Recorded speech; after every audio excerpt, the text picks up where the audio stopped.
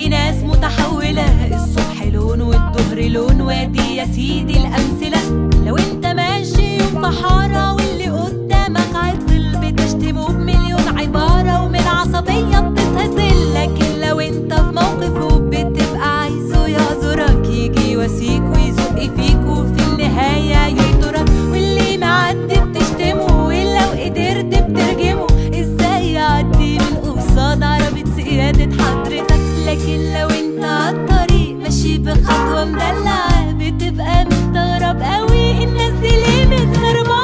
حكمك عليا خليه عليك، حب لي يا اخي اللي انت حبه ليه، دي هي دايرة وبتلف بيه، اللي انت عملته فيا غيري هيعملوا فيه. ماشي تعاكس في البنات بتحاول تلمس جسمها، بتصاحب دي وتحب دي من ورا ابوها وامها.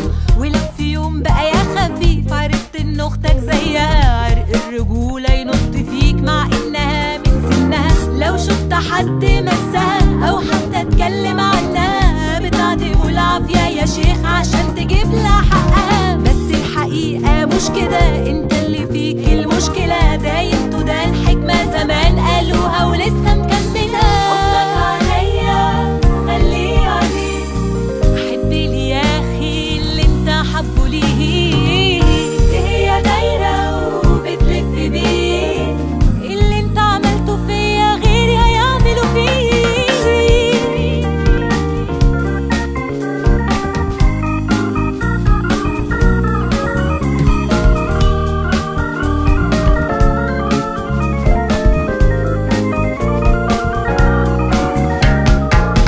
ولو هتكلم عالبنات عايزة يا دوب يجي سنة، هقولك ايه واعدلك ايه دي حالها يا عيني بالبلا. اتجوزت بدري يقولوا مالها مالهو، فكده ما صدقت يجيلها واحد ما تختار من ده وده. كبرت ولسه ما جاش عريس يقولوا يا عيني عنست، معمول لها عمل اكيد على رجل نملة اتفشفشت. عدت بقى واتجوزت يبقى السؤال ها خلفت، عدت سنة وما خلفتش دي تبقى يا عيني اتدبست. العيب بقى فيها ولا فيه؟ وين جبت يا عيل طب خويه يا بنت، ما هو بالعيال تلخيمي جوزك تربطيه. خانك خدي الشقة وسيبيه عشان العيال استحملي، لا لا سيبيه استحملي، لا اربطي لا اخلعيه.